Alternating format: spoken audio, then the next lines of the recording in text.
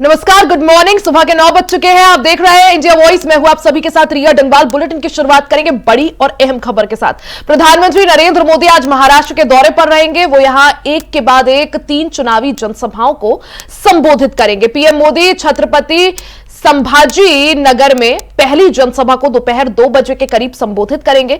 इसके बाद वो पनवेल जाएंगे, जहां पर वो शाम 4:30 बजे के करीब जनसभा को संबोधित कर भारतीय जनता पार्टी के पक्ष में माहौल बनाएंगे। इसके बाद पीएम मोदी मुंबई का भी दौरा करेंगे, जहां वो शाम 6:30 बजे के करीब चुनावी जनसभा में शामिल होंगे।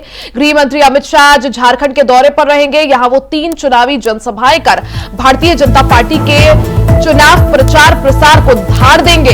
गृह मंत्री अमित शाह की पहली जनसभा गिरिडीह विधानसभा में होगी। इसके बाद वो गांडे के लिए प्रस्थान करेंगे। वो कुसुम्भा में जनसभा को संबोधित कर बीजेपी के पक्ष में माहौल बनाएंगे। इसके बाद गृह मंत्री अमित शाह डुमरी का भी दौरा करेंगे। यहां पर वो ऊपरघाट बोकारो में चुनावी जनसभा को संबोधित करेंगे। प्रधानमंत्री नरेंद्र मोदी आज महाराष्ट्र में जीत का दम भरेंगे। आपको बता दें कि महाराष्ट्र में सिर्फ एक ही चरण में 20 नवंबर को मतदान है और 23 नवंबर को नतीजे हैं। ऐसे में अब भारतीय जनता पार्टी पूरे प्रचार प्रसार में एड़ी चोटी का जोर लगा रही है। सिर्फ इतना ही नहीं, प्रधानमंत्री नरेंद्र मोदी जो कि बीजेपी का सबसे बड़ा चेहरा है, वो धुआंधार प्रचार प्रसार कर रहे हैं। पीएम मोदी आज महाराष्ट्र के दौरे पर रहेंगे, जहां वो एक के बाद एक 3 चुनावी जनसभाओं को संबोधित करेंगे। पीएम मोदी छत्रपति संभाजी नगर में पहली जनसभा को संबोधित करेंगे, जो कि कार्यक्रम उनका 2 बजे के करीब तय किया गया है। इसके बाद प्रधानमंत्री नरेंद्र मोदी पनवेल जाएंगे, जहां पर वो शाम 4:30 बजे जनसभा को संबोधित कर भारतीय जनता पार्टी के पक्ष में माहौल बनाएंगे। यानी पीएम मोदी का पहला कार्यक्रम संभाजी नगर में है और दूसरा कार्यक्रम पनवेल में है। वहीं आखिरी कार्यक्रम पीएम मोदी का मुंबई में है, जहां वो शाम को 6:30 बजे के करीब रोड शो करेंगे। वहीं दूसरी तरफ गृह मंत्री अमित शाह आज झारखंड में चुनावी माहौल बनाएंगे। हालांकि झारखंड में बीते ही दिन पहले चरण के लिए मतदान पूरा हो चुका है। अब सभी की नजरें दूसरे और अंतिम चरण पर है।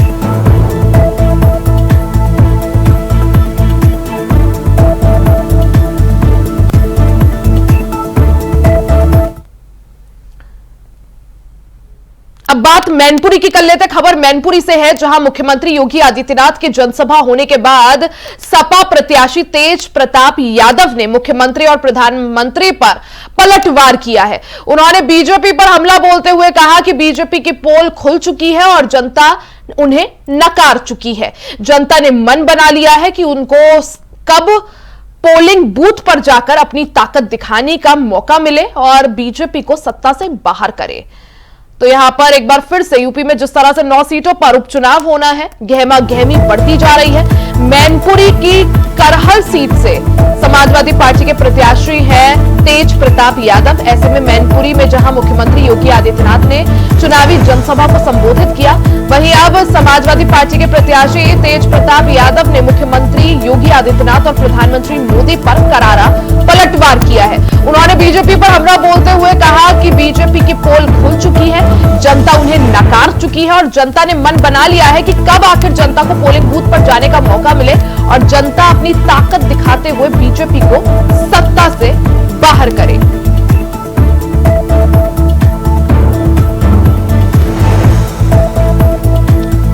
मैनपुरी की करहल सीट अखिलेश यादव के सांसद बनने के बाद खाली हुई थी। अब इस सीट पर और करहल समेत यूपी की 9 सीटों पर उपचुनाव होना है।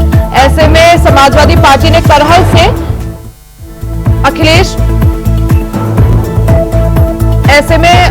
अखिलेश यादव ने अपने भतीजे तेज प्रताप यादव को ही करहल सीट से चुनावी मैदान में उतारा है।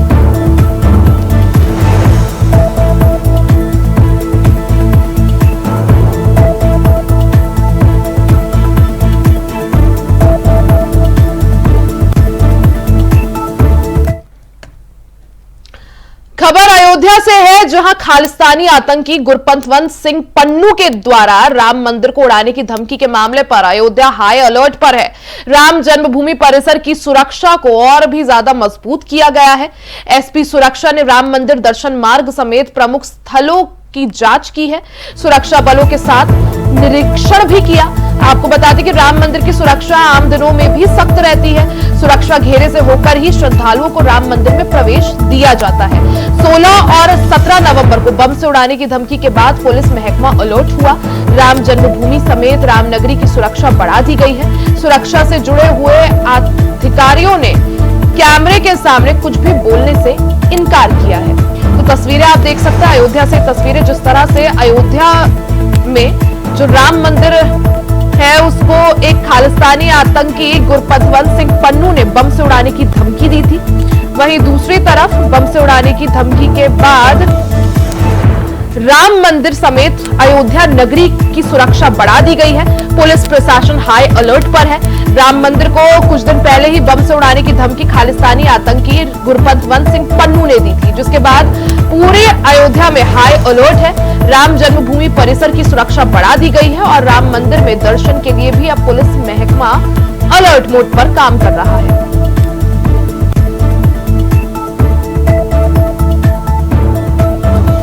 तो अयोध्या से खबर जहां राम मंदिर को बम से उड़ाने की धमकी एक खालिस्तानी आतंकी गुरपतवंत सिंह पन्नू ने दी थी, जिसके बाद से ही अयोध्या में पुलिस प्रशासन काफी ज्यादा हाई अलर्ट पर है।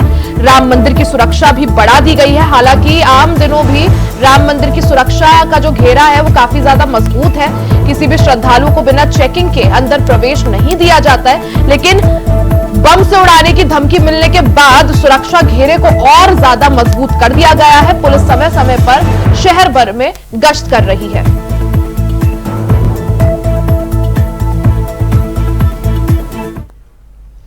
मीरापुर विधानसभा से बीजेपी और आरएलडी प्रत्याशी मिथिलेश पाल से हमारे संवाददाता ने खास बातचीत की है, जिसमें उन्होंने कहा कि वो जनता की समस्याओं को सुनेंगे और उनकी जरूरतों को पूरा करेंगे। उन्होंने आश्वासन दिया कि पानी, शिक्षा और स्टेडियम जैसी जो भी सुविधाएं विधानसभा क्षेत्र में जरूरी होंगी उन्हें जल्द से जल्द उपलब्ध कराया जाएगा। मिथिलेश पाल ने कहा कि उनकी प्राथमिकता क्षेत्र के लोगों की समस्याओं का समाधान करना है। उन्होंने बिजली, पानी, सड़क और शिक्षा जैसी बुनियादी समस्याओं पर जोर दिया। उनका कहना है कि जीतने के बाद वो हर गांव का दौरा करेंगे और जनता के साथ संवाद कर उनकी परेशानियों को समझेंगे। साथ हैं मिथिलेश पाल जी, जो कि बीजेपी और आरएलडी गठबंधन के महिला प्रत्याशी हैं मीरापुर से। इनसे बात करेंगे और जानेंगे क्या कुछ 20 तारीख को जो चुनाव है उनके क्या क्या योजनाएं हैं।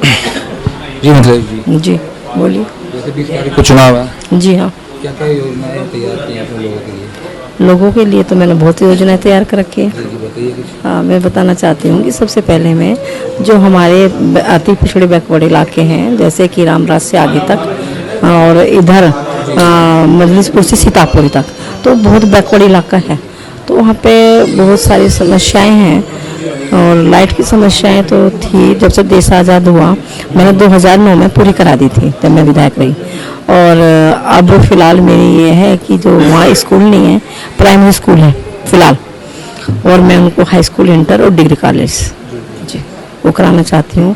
और महिलाओं की बहुत सारी योजनाएं हैं जिससे महिलाएं अपने घर में अपने पति का सहयोग कर हाथ बटाएं। ऐसी ऐसी योजनाएं लाकर महिलाओं के बीच में उनको आगे बढ़ाने का काम करूँ। जनता के बीच आपके संदेश क्या है? जनता के बीच मेरा यही संदेश है कि भाई मैं सबका साथ और सबका विकास। आपकी पार्टी के प्रमुख वादे कौन से हैं? भाई हमारी पार्टी के भी प्रमुख वादे यही हैं, राष्ट्रीय लोकदल और भारतीय जनता पार्टी गठबंधन के यही वादे हैं, सबका साथ सबका विकास और क्राइम कम, बढ़िया शासन, लाइट, बिजली, पानी, सब, माताएं बहनें सुरक्षित, सबका मान सम्मान। अन्य जो प्रत्याशी हैं उनसे अलग दिखने के लिए आप क्या कर रहे हैं? उनसे अलग दिखने के लिए क्या कर रही हूँ, मैं तो जनता के बीच में हूँ और बाकी जो हैं वो धनाढ्य लोग हैं जो लड़ रहे हैं। और मैं तो जनता जैसी हूँ, जैसी जनता है, और जनता का ही समर्थन मुझे मिल रहा है और जनता खुश है और जनता जिताना चाहती है। वो अपनी जीत का अपने हिसाब का प्रत्याशी चाहती थी, तो उन्हें उनके हिसाब का प्रत्याशी मिला और वो बहुत ज़्यादा खुश हैं। और आप देख भी रहे हैं, और 20 तारीख को बाकी वोट डालकर वो बता देंगे जैसे मैंने आज मीरापुर के लोगों से बात करी तो उन्होंने कहा कि जी हाँ सरकारी स्कूल की और शिक्षा और अस्पताल और एक मीरापुर की उन्होंने मेन बात बताई है कि पानी निकासी की। तो इस तरह से क्या आप सब समाधान करेंगे? हाँ बिल्कुल, मैंने 2009 में भी मोरना में प्रॉपर मोरना में नाली की निकासी नहीं थी, मैंने नाला बनवाया था। और भी नाली की निकासी नहीं जहाँ पर नहीं है, ना पर पुलिया बननी है, नाली बननी है, उनका समाधान करूँगी। और शिक्षा के बारे में तो मैं पहले ही आपको बता चुकी हूँ। ठीक है जी, थैंक यू मैडम। तो ये थे मिथिलेश पाल जी जो कि बीजेपी और आरएलडी गठबंधन से मीरापुर के महिला प्रत्याशी हैं। कैमरामैन वंश के साथ मैं प्रथम चौधरी, इंडिया वॉइस। खबर अलीगढ़ से है, जहां दिल्ली से अलीगढ़ आ रही ट्रेन ने महिला से छेड़छाड़ किया गया। तो ये खबर अलीगढ़ से है, जहां दिल्ली से अलीगढ़ आ रही ट्रेन में महिला से छेड़छाड़ की गई। इस दौरान दबंगों ने महिला से छेड़छाड़ की, विरोध करने पर महिला के साथ मारपीट भी की गई। तो ट्रेन में महिला के साथ छेड़छाड़ का ये पूरा मामला, अलीगढ़ से दिल्ली आ रही ट्रेन में महिला से छेड़छाड़ की गई, जिसके बाद महिला ने छेड़छाड़ का विरोध किया। खबर अलीगढ़ से है, जहां दिल्ली से अलीगढ़ आ रही ट्रेन में महिला से छेड़छाड़ किया गया।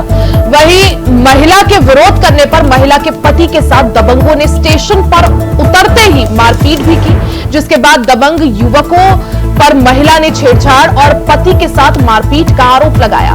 वहीं पुलिस ने एक्शन करने की जगह उसके पति को ही उल्टा पुलिस ने थाने में बैठा दिया, जबकि आरोपी वहां से फरार हो गए। पूरा मामला बन्ना देवी थाना इलाके का है।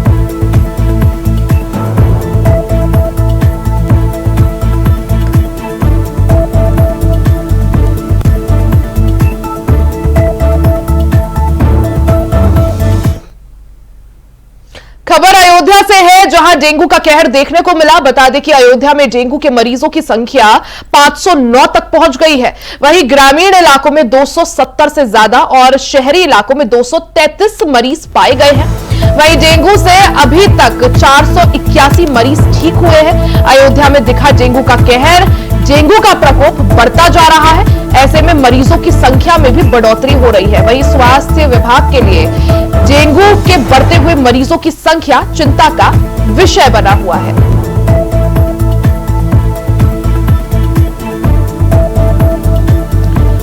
बुखार से ग्रसित मरीज आ रहे हैं, लेकिन डेंगू की पुष्टि नहीं हुई है किसी भी मरीजों में हमारे यहाँ।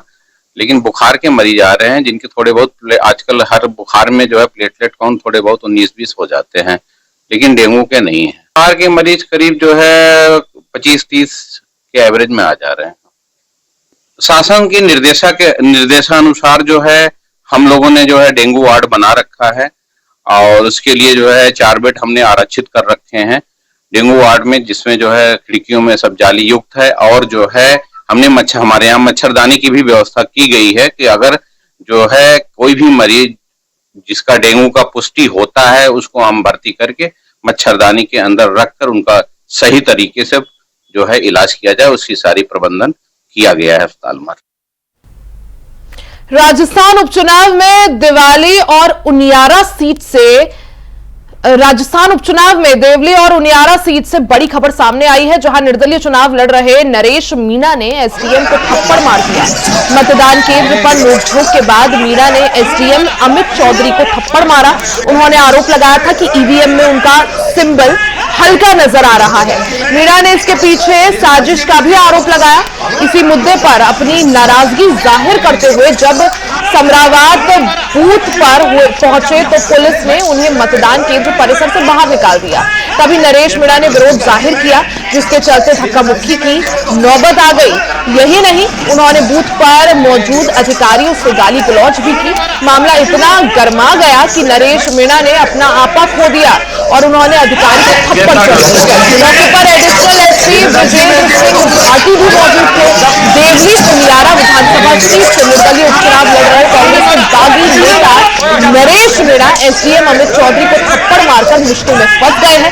एक तरफ आरएएस एसोसिएशन प्रशासन उनके खिलाफ उतर आया है और गिरफ्तारी की मांग कर रहा है। वहीं दूसरी ओर टोंक एसपी ने समराबाद में भारी पुलिस फोर्स को बुला लिया है। इससे मतदान के बीच ही इलाके में स्थिति तनावपूर्ण हो गई है। नरेश मीणा अपने समर्थकों के साथ धरने पर बैठ गए। नरेश मीणा ने मालपुरा के एसडीएम अमित चौधरी को थप्पड़ मारा है। अमित जाट समाज से आते हैं। इस घटना के बाद टोंक में जाट समाज भी नाराज हो गया है। बड़ी संख्या में लोग लामबंद होने लगे हैं। नरेश मीणा के पोस्टर जलाए जा रहे हैं। नरेश मीणा मुर्दाबाद के नारे भी लग रहे हैं। आरएएस एसोसिएशन अध्यक्ष महावीर खराडी ने एसडीएम अमित चौधरी से हाथापाई की निंदा की है। उन्होंने कहा कि देवली उनियारा विधानसभा उपचुनाव में निर्दलीय प्रत्याशी नरेश मीणा की तुरंत गिरफ्तारी होनी चाहिए। इस मामले में चीफ सेक्रेटरी को भी ज्ञापन सौंपा जाएगा। नरेश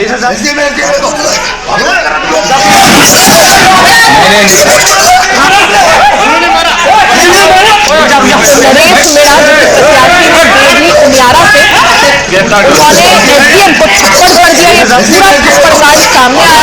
यहाँ पर नरेश मीणा का आरोप है कि ईवीएम मशीन में उनका सिंबल हल्का दिख रहा था, जिस वजह से लोगों को उन्हें वोट देने में दिक्कत हुई। तो तस्वीरें आप देख सकते हैं किस तरह से नरेश मीणा अपना आपा यहाँ पर खो बैठते हैं। नरेश मीणा देवली उनियारा से प्रत्याशी है, निर्दलीय प्रत्याशी नरेश मीणा है। ऐसे में एसडीएम के साथ उनकी पहले नोकझोंक हुई, उसके बाद उन्होंने एसडीएम को थप्पड़ कर दिया। उनका आरोप है कि ईवीएम मशीन में उनकी पार्टी का सिंबल हल्का दिख रहा था।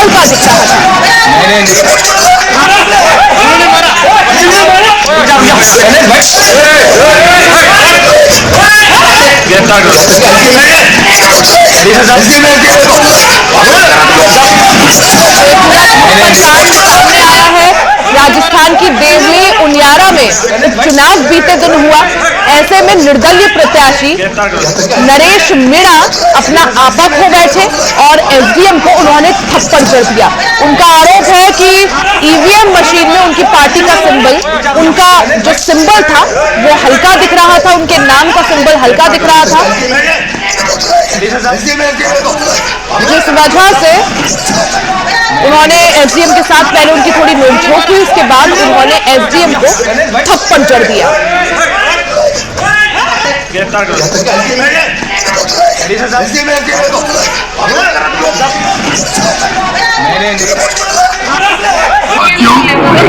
मैं समरावता में लोगों के बीच धरने पे बैठा हूँ। इस पंचायत की ये मांग है कि इनको उनियारा उपखंड से हटा के और देवली उपखंड में डाल दिया। उनियारा इनके 15 किलोमीटर पड़ता है और देवली इनके 50 किलोमीटर पड़ता है। इन पूरे गांव वासियों की एक मांग है कि कलेक्टर साहिबा यहाँ आए और यहाँ हमें आश्वस्त करें और यहाँ से सीएम को लेटर लिखे इन पंचायत को वापस से उनियारा डाला जाए। लेकिन जैसे अभी मैं धरने में बैठा था 2-3 घंटे से, अभी एक एसडीएम जो यहाँ लगा हुआ है उसने यहाँ से चुपके से 3 वोटर को, जो उनके अंडर में कोई कर्मचारी है, उनको ले जाकर 3 वोट डलवा दिए। उस बात पर ये जनता उग्र हो गई थी, लेकिन अभी मामला शांत है। मैं आप सभी जो लोग मेरे पास मेरी आवाज जा रही है, आपसे एक निवेदन करना चाह रहा हूँ कि सारी फोर्स देवली नगर टोंक की सारी पुलिस मेरे पास बैठी है। मैंने इनको यहाँ बिठा रखा है। आप फ्री हैंड हो, आपको 100% मतदान करना है। अब आपको कैसे करना आप जानो, मुझे आपसे 100% मतदान चाहिए। मैं जिस भी पोलिंग को सबसे ज्यादा मतदान होगा, कल से उन्हीं के दर्शन करने आऊंगा। सबसे पहले मैं यहाँ बैठा हूँ, सारी फोर्स मेरे आगे पीछे दौड़ रही है। आप निश्चिंत होकर मतदान करें, ठोक कर मतदान करें, जमकर मतदान करें। ठोक दो, ठोक दो, ठोक दो।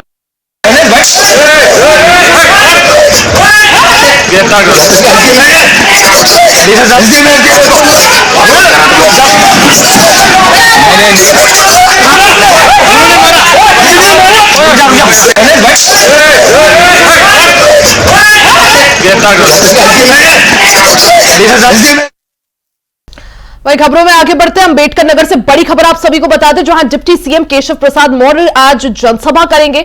अम्बेडकर नगर की कटहरी विधानसभा के उत्तरेतू में डिप्टी सीएम केशव प्रसाद मौर्य जनसभा कर भारतीय जनता पार्टी के पक्ष में माहौल बनाएंगे। करीब दोपहर 2 बजे के करीब डिप्टी सीएम केशव प्रसाद मौर्य का आगमन होगा। 2 बजे के करीब वो जनसभा को संबोधित करेंगे। वहीं 3 बजे के करीब हेलीकॉप्टर से वापस लखनऊ के लिए लौट जाएंगे। तो अम्बेडकर नगर की कचहरी सीट पर और इसके साथ ही यूपी की 9 सीटों पर 20 नवंबर को वोटिंग होनी है। 23 नवंबर को नतीजे आने हैं। ऐसे में प्रचार प्रसार के लिए बेहद कम समय अब रह गया है और इसी को देखते हुए भारतीय जनता पार्टी के पक्ष में माहौल बनाने के लिए डिप्टी सीएम केशव प्रसाद मौर्य आज अंबेडकर नगर की कचहरी सीट पर चुनावी जनसभा करेंगे। भारतीय जनता पार्टी के पक्ष में माहौल बनाएंगे। दोपहर 2 बजे के करीब उनकी ये जनसभा होगी और दोपहर 3 बजे के करीब वो वापस लखनऊ के लिए रवाना हो जाएंगे। तो भारतीय जनता पार्टी पूरी तरह से प्रचार प्रसार को धार देने में जुटी हुई है। एक एक कर सभी दिग्गज सभी सीटों पर यानी यूपी की 9 सीटों पर प्रचार प्रसार को जोर दे रहे हैं। अब कानपुर से बड़ी खबर की बात कर लेते हैं, जहां आईआईटी कानपुर ने रोबोट डॉग बनाया है। जी हां, सीमा पर रोबोट डॉग निगरानी करने के लिए काम आएगा। इसमें सीमा पर दुश्मनों की हरकत को भी वो रिकॉर्ड करेगा। पुलिस और जांच एजेंसियों के लिए ये काम करेगा। भारत का ये पहला रोबोट डॉग होने वाला है। तो ये तस्वीरें आप देख सकते हैं, कानपुर से खबर है जहां आईआईटी कानपुर ने देश का पहला रोबोट डॉग बनाया है। ये रोबोट डॉग सीमा पर निगरानी करने के काम आ सकता है। सीमा पर दुश्मनों की हरकत को भी ये रिकॉर्ड करेगा। पुलिस और जांच एजेंसी के लिए भी ये काम करेगा। भारत का ये पहला स्टेरिक रोबोट डॉग है। तो ये देश का पहला स्टेरिक रोबोट डॉग हम आपको दिखा रहे हैं आपकी टीवी स्क्रीन पर। कानपुर आईआईटी ने इस रोबोट डॉग का निर्माण किया है और इस रोबोट डॉग का मकसद यही है कि ये सीमा पर निगरानी में काम आ सकता है। सीमा पर दुश्मनों की हरकत भी ये रिकॉर्ड कर सकता है। साथ ही पुलिस और जांच एजेंसियों के लिए भी ये काम करेगा। तो तस्वीरें आप ये देख सकते हैं, ये देश का पहला स्टेरिक रोबोट डॉग है। इसका निर्माण यानी इसको आईआईटी कानपुर ने बनाया है। आईआईटी कानपुर के स्टूडेंट्स ने इसे बनाया है। आईआईटी कानपुर की टीम ने इसे बनाया है। और ये रोबोट डॉग की खासियत ये है कि ये सीमा पर सुरक्षा के काम आ सकता है। यानी दुश्मनों की जो हरकतें हैं, मूवमेंट है, ये उसे रिकॉर्ड और कैप्चर कर सकता है। साथ ही ये पुलिस और जांच एजेंसियों के भी काम आ सकता है। तो ये देश का पहला रोबोट डॉग हम आपको दिखा रहे हैं जिसे आईआईटी कानपुर की टीम ने बनाया है।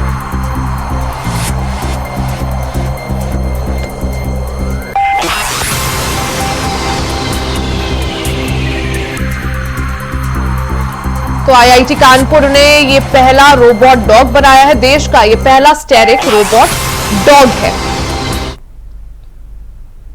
बुलेटिन में फिलहाल के लिए सिर्फ इतना ही। खबरों का सिलसिला जारी रहेगा, बने रहे हमारे साथ।